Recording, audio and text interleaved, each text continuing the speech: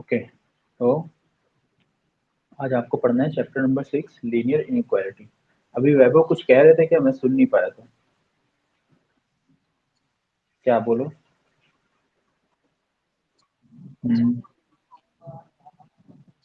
हम्म।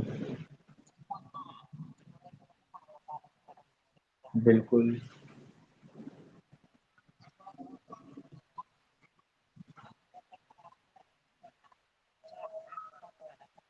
हम्म। ठीक है, देखो वो कॉमन नहीं आएंगे, बिल्कुल सही बात है। क्वेश्चन बोलो, मुझे क्या है क्वेश्चन बोलो इस तरह का एक, फिर हम सॉल्व करते हैं। Find range of F x x square, आगे बस। ठीक है, अगर मैं इसकी डोमेन पूछी तो डोमेन तो पता है, डोमेन क्या हो जाएगी? है, बिल्कुल। ठीक है, तो ये तो होगी इसकी डोमेन, बट हमें रेंज फाइंड आउट करनी है, तो हम इसको सॉल्व करेंगे जब, तो let y equals to x square over x plus one, इस तरह से कंसीडर करेंगे, समझे? अब हम इसको थोड़ा सा सिंप्लीफाई करेंगे, तो सिंप्लीफाई करने के लिए हमें क्या करना, क्रॉस मल्टीप्लाई। तो क्या बन जाएगा ये, और x y plus one into y बराबर में एक्स स्क्वायर, इस तरह से बन जाएगा। अब प्रॉब्लम ये आती है कि हमें एक्स के टर्म्स एक साथ रखने होते हैं, यहाँ पे ऐसा हो नहीं पाएगा, पा रहा है ना? यही तो कहना चाह रहे हो। तो हमें एक्स स्क्वायर को इधर लेके आना पड़ेगा। हाँ कोई बात नहीं, हमें एक्स स्क्वायर को इस साइड ले आते हैं, और एक्स स्क्वायर, ये एक्स वाई इस साइड आ गया माइनस एक्स वाई, और ये क्या बन गया माइनस वाई। ध्यान से देखो कैसी इक्वेशन दिख रही है टाइप, इस टाइप की है। ये एक क्वाड्रेटिक इक्वेशन है, बिल्कुल सही बात। अब क्वाड्रेटिक इक्वेशन एग्जिस्ट कब करती है? आपको मैंने क्या बता रखा है कि फंक्शन की रेंज फाइंड करने के लिए क्या चीज याद रखनी होती है, कि फंक्शन की एग्जिस्टेंस। और फंक्शन की एग्जिस्टेंस का मीनिंग क्या है, कि जो भी फंक्शन बना हुआ है वो, उसकी वैल्यू रियल और फाइनाइट होनी चाहिए, वो इनफाइनाइट नहीं होनी चाहिए, और वो वैल्यू रियल हो, मतलब कॉम्प्लेक्स नंबर नहीं बनना चाहिए। और अगर क्वाड्रेटिक इक्वेशन कोई भी फॉर्म होती थी, क्वाड्रेटिक इक्वेशन की केवल एक कंडीशन होती थी, जब रूट्स नॉट डिफाइंड होते थे, जब सॉरी रूट्स नॉट रियल होते थे। कौन सी थी वो कंडीशन, याद करो।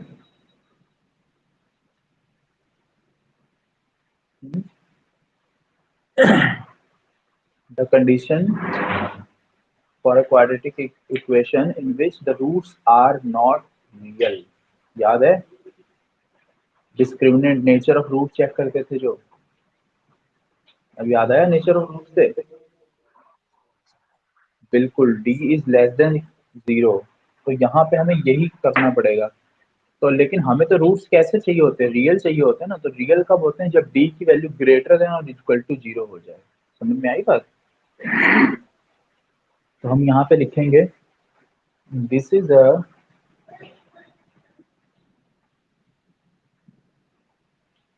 quadratic equation in x, and this exists only when d greater than equal to zero, right? ये इक्वेशन केवल और केवल तभी एग्जिस्ट करेगी जब d की वैल्यू ग्रेटर देन और इक्वल टू जीरो हो जाए। अब d यहाँ से कैलकुलेट कर लीजिए, तो d कैलकुलेट करने का तरीका b square minus four a c, तो b square minus four a c greater than equal to zero. B की वैल्यू क्या है देखो, क्या है, माइनस वाई है, ठीक है?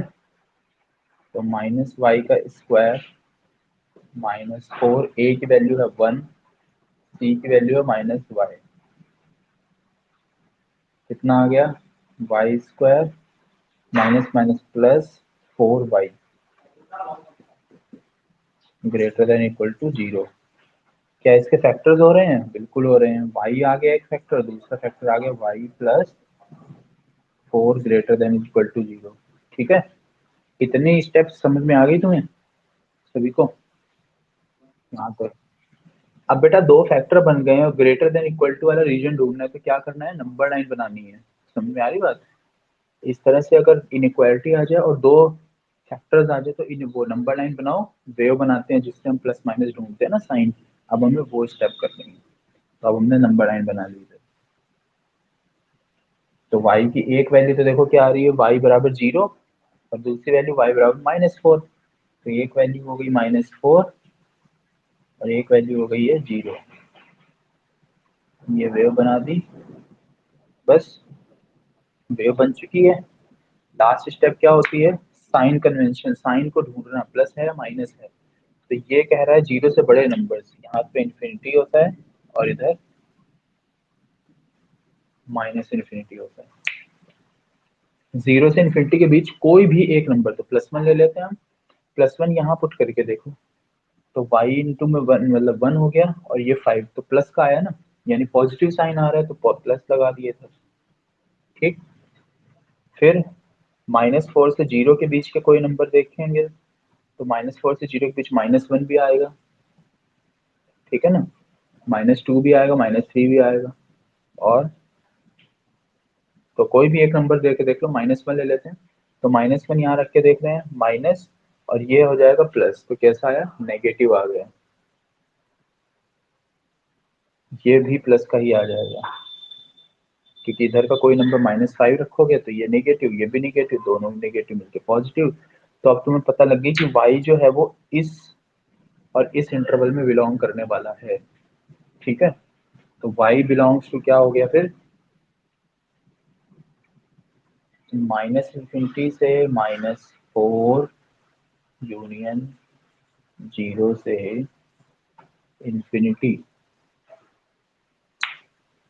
ठीक है, आया समझ में तरीका? रेंज आ रही? ठीक है, ये हो गई इसकी रेंज। बताओ समझ में आ गया ये? बस ये एक अलग सा क्वेश्चन हो सकता है, इस तरह का हमने एक किया था मगर उसमें डिनोमिनेटर में एक्स स्क्वायर ही था। ठीक है, अगर बाई चांस ऐसा हो जब पावर अलग अलग हो ना एक्स की, तो यही तरीका होता है, आप एक्स की क्वाड्रेटिक फॉर्म करो और उसकी एग्जिस्टेंस चेक करोगे डिस्क्रिमिनेंट मेथड से, जैसे हमने ये चेक किया है। बस ये तरीका है, इसी से आप रेंज फाइंड आउट कर पाएंगे। ठीक है, क्योंकि ये अब तुम्हें एग्जैक्ट इनवर्स फंक्शन नहीं मिला है, लेकिन हमें क्या मिल गया है? हमें मिल जाएगी एक क्वाड्रेटिक इक्वेशन जो एग्जिस्ट तभी करेगी जब उसका discriminant greater than equal to 0 होगा। उससे आप इसे फाइंड आउट कर लेना, बस दैट्स इट। ठीक है, तो ये हो गया। और किसी का कोई डाउट? एनीवन? कोई भी डाउट और किसी को है तो बताइए। नहीं, इरेज कर दो फिर मैं ये।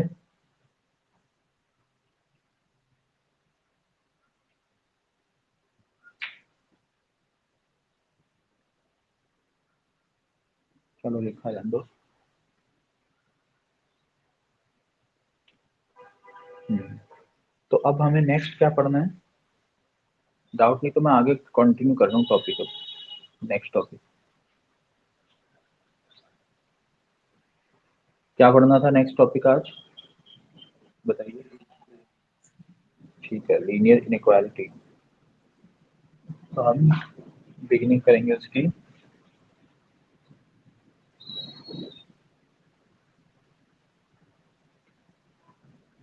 ठीक, नेक्स्ट है हमारा चैप्टर नंबर 6 है ये,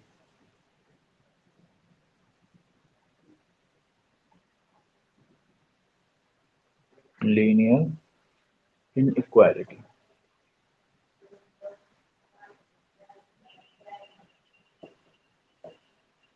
ठीक है, लीनियर इनइक्वालिटीज जो होंगी ना वो आप पढ़ेंगे दो वेरिएबल्स में, एक वन वेरिएबल जिसमें केवल एक्स या केवल वाई दिखेगा आपको, और एक पढ़ेंगे टू वेरिएबल में जिसमें दोनों एक्स और वाई मिलेंगे। ठीक, लीनियर इनइक्वालिटी।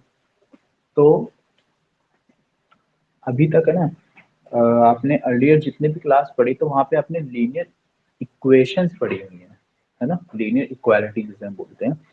तो कोई भी इक्वेशन जो इस टाइप से लिखी होती है, ए एक्स प्लस बी बराबर सी, है ना, a x plus b is equal to c, ये जो इक्वेशन है ये एक क्या है, लीनियर इक्वेशन है ये, समझ में आई बात? ठीक है, अब यहाँ से अगर हम इस इक्वेशन को सॉल्व करें, एक एग्जांपल ले रहा हूँ मैं, 2x प्लस 3 इक्वल्स टू 5, मान लो ये गिवन हमको एक्सप्रेशन। तो यहाँ से हमने इसको सॉल्व किया तो क्या वैल्यू आ गई, x की वैल्यू 1 आ रही है।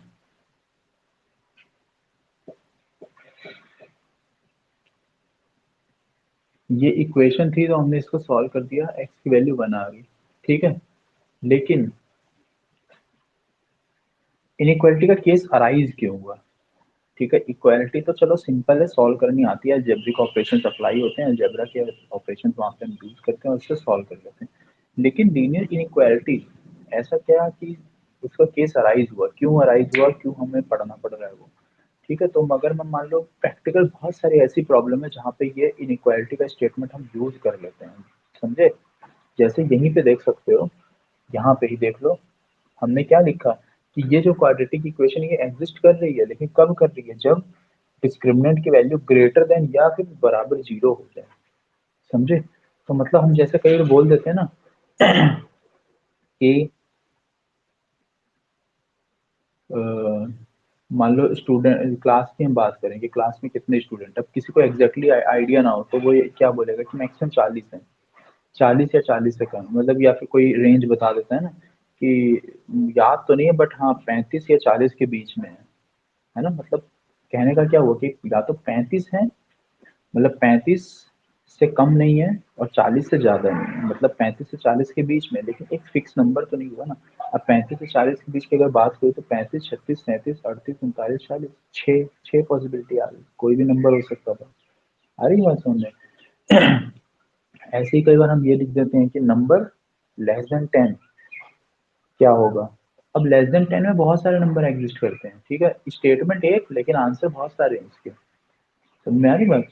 तो इस तरह की जब चीजें अराइज हुई तब ये लीनियर इनइक्वालिटी का कंसेप्ट वहाँ पे फिर इंट्रोड्यूस हुआ कि ये जो स्टेटमेंट इनको हम एक्सप्रेशन के फॉर्म में लिख सकते हैं और उनको लीनियर इनइक्वालिटी की हेल्प से हम सॉल्व कर सकते हैं, ठीक है। तो लीनियर इनइक्वालिटी दो टर्म यहाँ पे दिख रहे हैं हमें, एक टर्म दिख रहा है लीनियर, एक टर्म दिख रहा है इनइक्वालिटी। लीनियर इन इक्वेशन भी बोलते हैं हम इसको। लीनियर का मतलब क्या है, लीनियर का सिंपल सा मीनिंग है कि degree of x and y must be one. अभी हम ए वन वेरिएबल की बात करेंगे, ठीक है, फिर हम सेकंड टू वेरिएबल की बात करेंगे, तो पहले हम वन वेरिएबल की बात कर रहे हैं, इन वन वेरिएबल।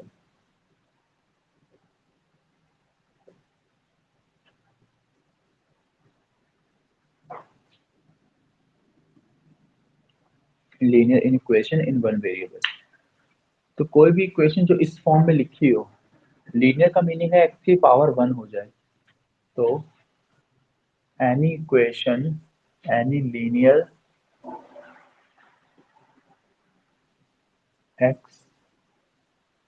एक्सप्रेशन, कोई भी linear expression of the types,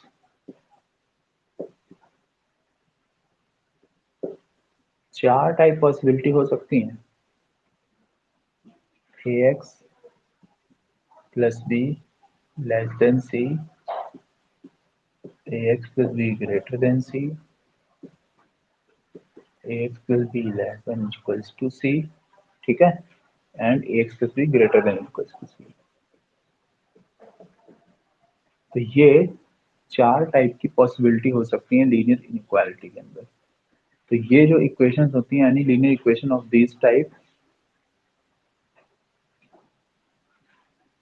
are linear inequation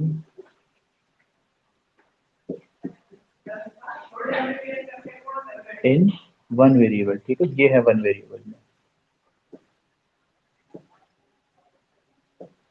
one variable क्यों कह रहे हैं, because there is only one variable x, केवल और केवल एक्स वेरिएबल है, ठीक है। तो ये तो है इस तरह से इक्वेशन लिखी हो सकती हैं। अब ये जो इक्वेशन होती है तो इसको हम सॉल्व कैसे करते हैं, वो बहुत सिंपल आसान तरीका है। एग्जाम्पल जैसे लिखा हुआ है 4x + 5 less than equals to 3, ठीक। और यहाँ पे लिख दिया गया x बिलोंग्स टू r, ठीक है, इस तरह से लिख दिया गया। या फिर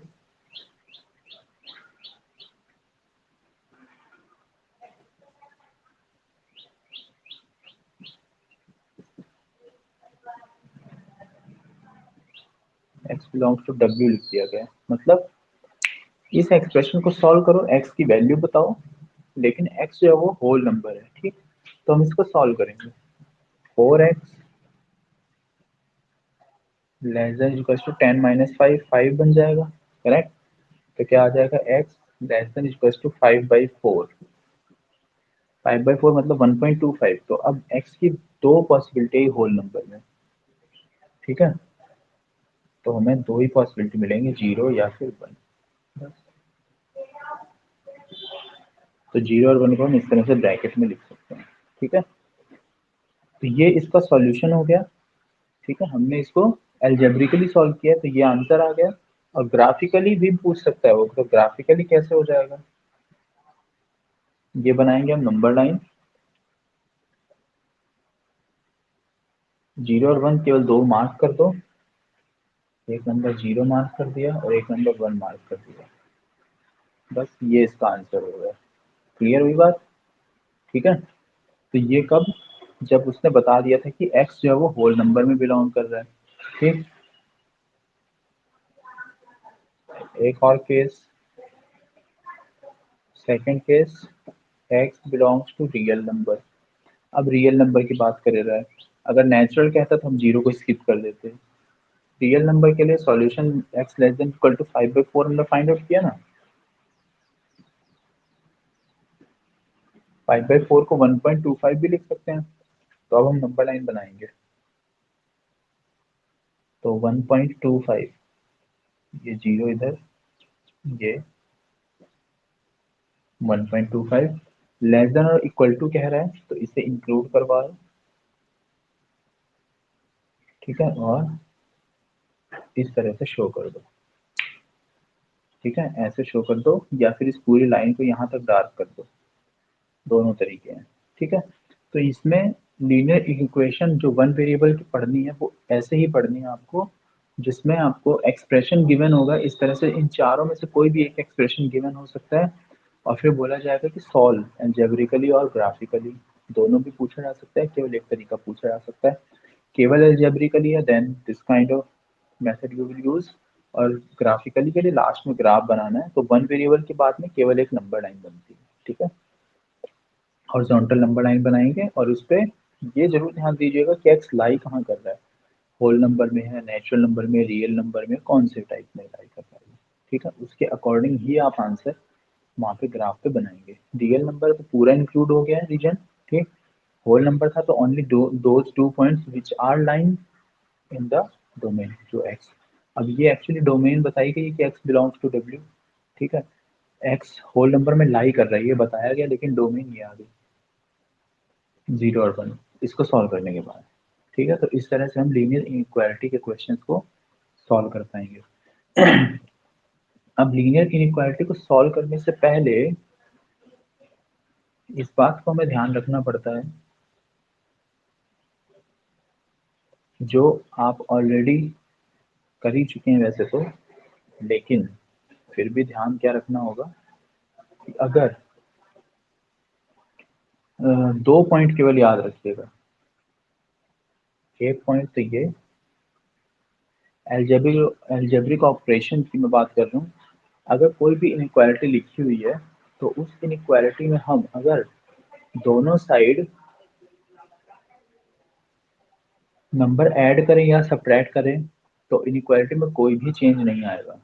ये है एग्जांपल, 5 था ना, तो हमने एक्चुअली ये नहीं किया कि हमने 5 को उधर ट्रांसपोज किया, जी नहीं, हम ट्रांसपोज नहीं करते हैं, हम क्या करते हैं इनइक्वालिटी में, दोनों साइड 5 को सब्ट्रैक्ट कर देते हैं। तो हमने यहाँ पे 5 को इधर और इधर सब्ट्रैक्ट किया, तो यहाँ सब्ट्रैक्ट किया तो 0 हो गया, यहाँ सब्ट्रैक्ट करेंगे 5 हो जाएगा, ये स्टेप आ गया। तो कोई चेंज हुआ क्या इनइक्वालिटी में? बिल्कुल भी नहीं हुआ। ठीक, तो ये तो है जो मैं वर्बली बता दे रहा हूँ कि अगर if we add any number, if we add और subtract any number both side of inequality, then sign of inequality does not change. ठीक है, चेंज नहीं हुआ साइन। लेकिन कब चेंज होता है, यहाँ पे लिख रहा हूँ, इफ वी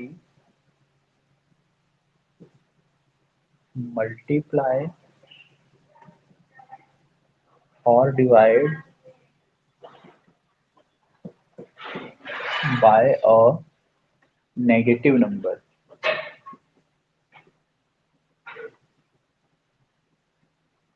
ठीक है, इफ वी मल्टीप्लाई और divide by a negative number both side in an equality, inequality लिखी है मैंने,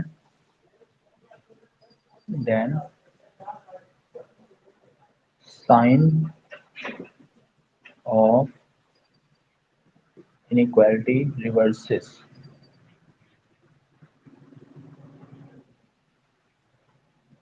ठीक है, इनइक्वालिटी का जो साइन होता है वो रिवर्स हो जाता है, रिवर्सेस।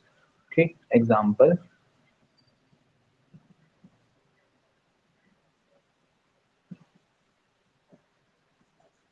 ऐसे लिखा हुआ 2 माइनस एक्स लेस देन 4। ठीक, और इसको हम लिखेंगे माइनस का एक्स लेस देन 4, 2 दोनों तरफ सब्ट्रैक्ट किया तो 2 हो गया ये। ठीक, और देखो याद रखना कभी भी एक्स का साइन नेगेटिव नहीं होना चाहिए। कांस्टेंट नेगेटिव पॉजिटिव हो सकता है मगर वेरिएबल कभी भी नेगेटिव नहीं हो, और वेरिएबल हमेशा लेफ्ट साइड ही होने चाहिए, ये भी ध्यान रखना इनइक्वालिटी में। तभी सॉल्व करना, राइट साइड अगर है तो उन्हें पहले लेफ्ट साइड ट्रांसपोज करो उसके बाद सॉल्व करो। तो माइनस एक्स है, नेगेटिव आ रहा है, तो अब हमें -1 से दोनों साइड मल्टीप्लाई करना पड़ेगा। तो जैसे हम -1 से मल्टीप्लाई करेंगे तो माइनस एक्स तो प्लस एक्स बन जाएगा, 2 है जो वो -2 बन जाएगा। तो फिर अब ये जो इनइक्वालिटी का साइन लेस देन था ये ग्रेटर देन बन जाएगा। तो यही मैं आपको बता रहा था कि ये रूल है इसका इनइक्वालिटी का, कि अगर हम किसी नेगेटिव नंबर से मल्टीप्लाई या डिवाइड कर देते हैं इनइक्वालिटी में, तो इनइक्वालिटी का साइन तुरंत ही रिवर्स हो जाएगा। अब क्यों रिवर्स हुआ वो भी देखो, समझो उसे। मान लो हम रिवर्स नहीं करते, अभी ये कह रहा है कि ना -x <2, मैं x की जगह पे 1 रखूं, क्या आंसर आ रहा है? -1 आ रहा है ना। तो -1 2 से छोटा बिल्कुल है, 2 रखूं, -2 <2 बिल्कुल है ना। लेकिन अगर मान लो हमने यहाँ पे माइनस से मल्टीप्लाई तो कर दिया, तो x बना दिया, और साइन अभी भी यही रखा। अब तो ऐसा होगा लेस देन -2। अब जरा x की जगह 1 रख के देखो, तो ये तो 1 ग्रेटर होता है ना -2 से, तो गलत हो गया ना। यानी कुछ ना कुछ तो मिस्टेक थी। जबकि इस एक्सप्रेशन में 1 रख के देखो तो +1 बन गया जो ग्रेटर देन ही होता है -2 से। समझ में आ रही बात? तो अगर हम साइन चेंज नहीं करते तो इनइक्वालिटी का जो स्टेटमेंट है वो नंबर्स के लिए होल्ड नहीं हो रहा करेक्ट। समझ में आई बात? तो ये हमें ध्यान रखना पड़ता है, मतलब जो पहले नंबर्स हम पुट करके देख रहे थे सेम वही रहने चाहिए, चेंजिंग कुछ नहीं आएगी। हाँ, बस क्या चेंजिंग आएगी, sign of inequality reverses, and it is happening just to make the statement correct. Inequality का स्टेटमेंट करेक्ट रहे इसलिए ऐसा होता है। अगर आप वो चेंज नहीं करेंगे तो फिर वो बिल्कुल रॉन्ग हो जाएगा, क्योंकि डोमेन ही कम्प्लीटली चेंज हो जाएगी फिर। क्लियर? तो ये हमें ध्यान रखना पड़ेगा। तो ये इसकी, आप ये कह लीजिए ये इसकी प्रॉपर्टी है, या फिर ये इसका रूल है एक। ठीक है, जैसे हमने मल्टीप्लाई किया है वैसे ही एक और रूल है कि अगर हम मल्टीप्लाई तो चलो नेगेटिव नंबर से कर दिया हमने, तो भी साइन रिवर्स हो जाता है। एक और कंडीशन है,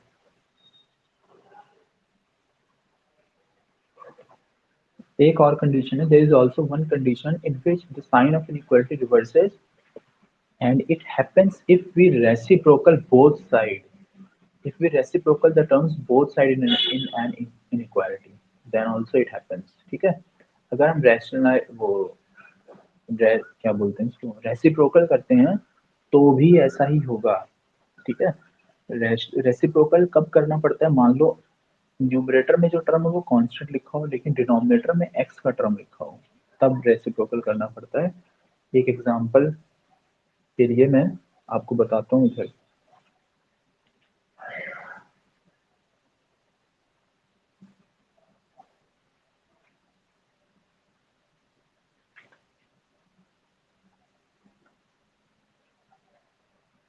ठीक है, रेसिप्रोकल करने पे भी साइन चेंज होता है। तो स्टेटमेंट ही लिख रहा हूँ मैं सीधे, स्टेटमेंट। तो आप याद रखो कि if we reciprocal the terms of inequality sign changes, sign reverses. ठीक है, अब देखिए।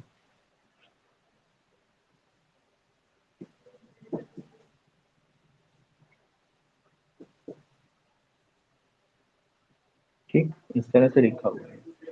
अब x डिनोमिनेटर में आ रहा है ना, इनइक्वालिटी में क्रॉस मल्टीप्लाई जैसा कोई रूल नहीं होता, याद रखना इस बात को, कि हम बोले बराबर लगा हुआ है क्रॉस मल्टीप्लाई कर दो। क्रॉस मल्टीप्लाई बराबर के साइन जब लगे होते तब होते हैं वो, उसमें कोई प्रॉब्लम नहीं आती। तो इस केस में हमें क्या करना पड़ेगा, अब इस केस में हमें ये करना पड़ेगा कि हम रेसिप्रोकल कर सकते हैं।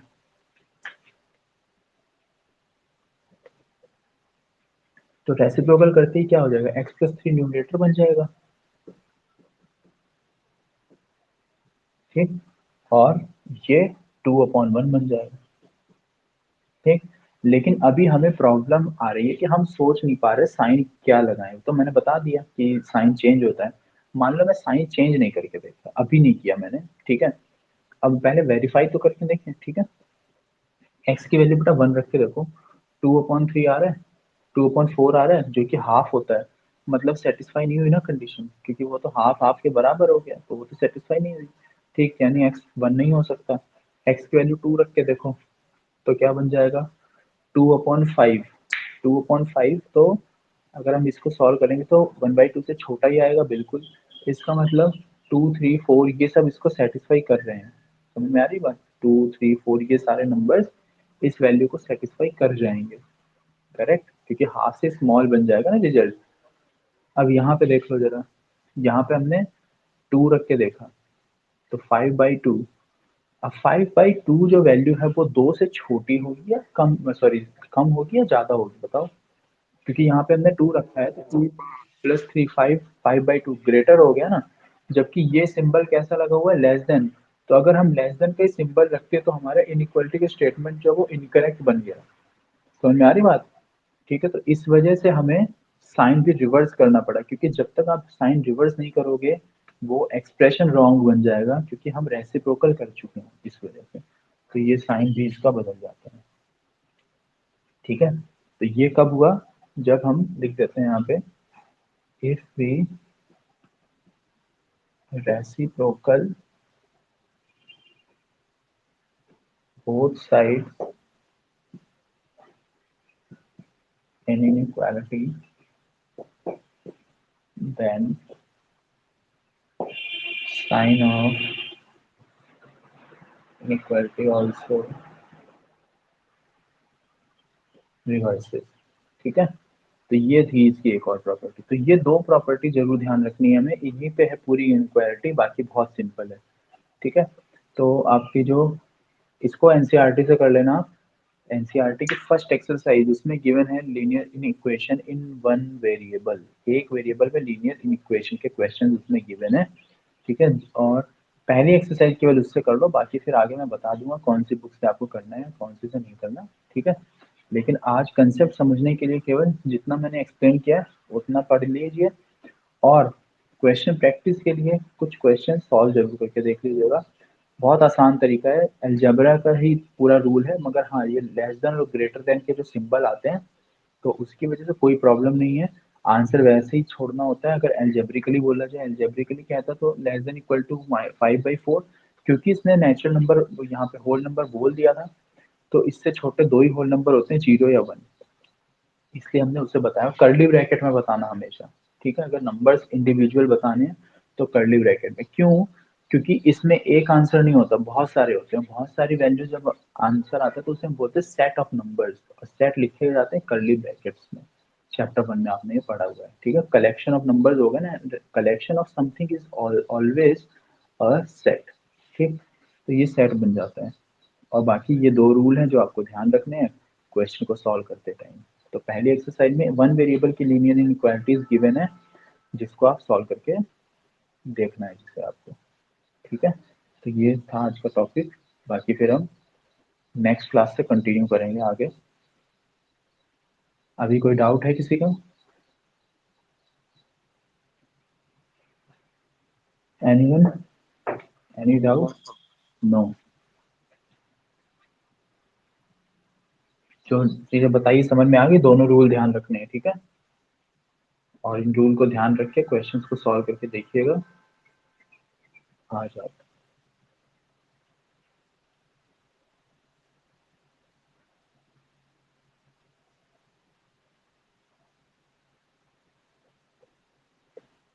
ठीक है, तो आप कर लीजिए डिस्कनेक्ट क्लास।